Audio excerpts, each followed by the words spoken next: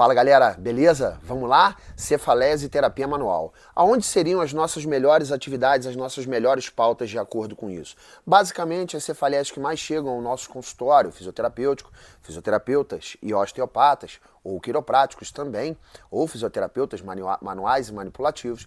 Basicamente, as cefaleses que mais chegam para nós são enxaqueca, a cefaleia tensional e a cefaleia cervicogênica. Lembrando que a enxaqueca e a cefaleia tensional são cefaleias primárias, o que significa? Ela é a doença e cursam basicamente com um mecanismo neurofisiológico chamado de nociplástico. Existe uma alteração plástica das vias que carregam a informação nociceptiva.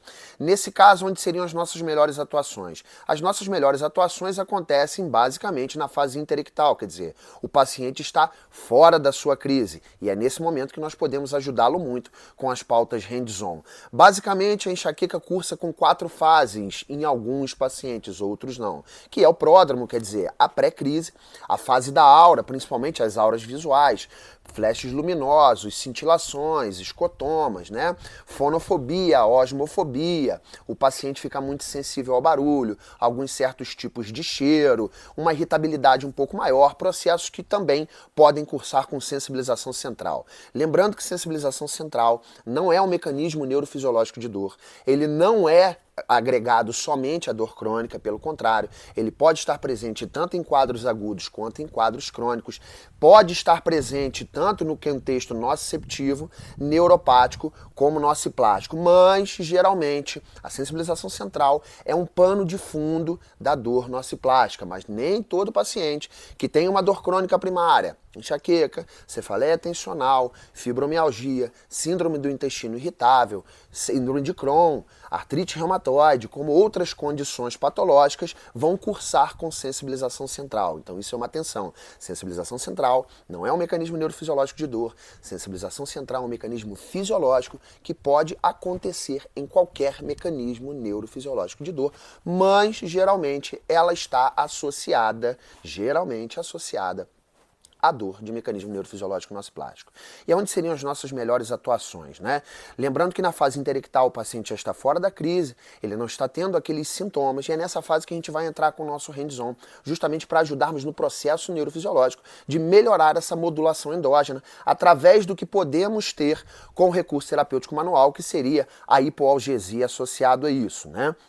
O mais importante é entendermos que muitos pacientes, principalmente os enxaquecosos, né, e os que têm cefaleia tensional, diagnosticados pelo seu neurologista cefaliatra primariamente, podem cursar nesse momento também, mesmo na fase interectal, com processos de somação temporal. E o que seria isso? O paciente ele não tolera bem estímulos repetitivos. E no afã, claro, que nós temos sempre com a melhor boa vontade de todas, de ajudar o nosso paciente, não entendermos como o mecanismo neurofisiológico de base e as avaliações relacionadas, principalmente aos testes quantitativos e sensoriais, nos ajudam para como está a modulação endógena desse paciente nesse momento. Temos o recurso da CPM, tanto ativo quanto passivo.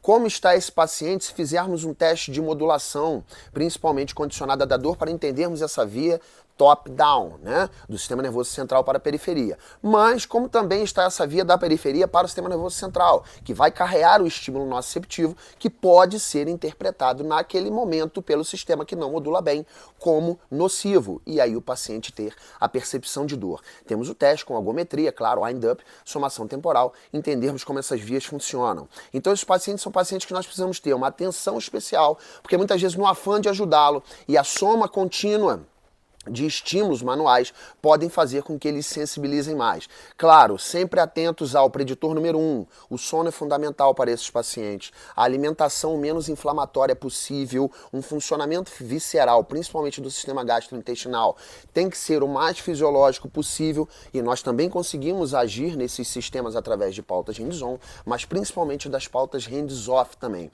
Então, de suma importância entendermos que na enxaqueca e na cefaleia tensional nós precisamos ter um pouco mais de atenção.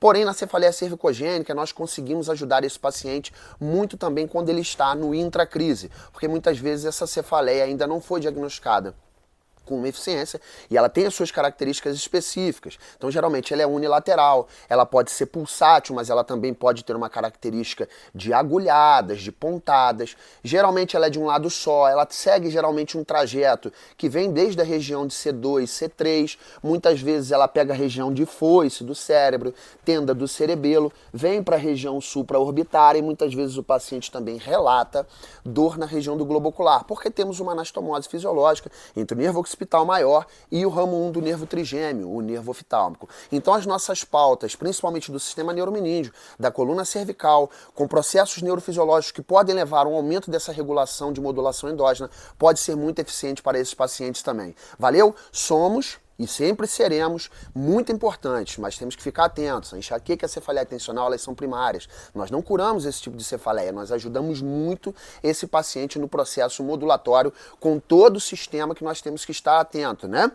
Visceral, músculo esquelético, toda a parte craniana associada a isso. O sistema nervoso autonômico é de suma importância porque eles têm uma capacidade às vezes diminuída de modulação, e nós podemos agir nesses sistemas com eficiência. Valeu, espero que tenha sido válido para você, um forte abraço e até breve.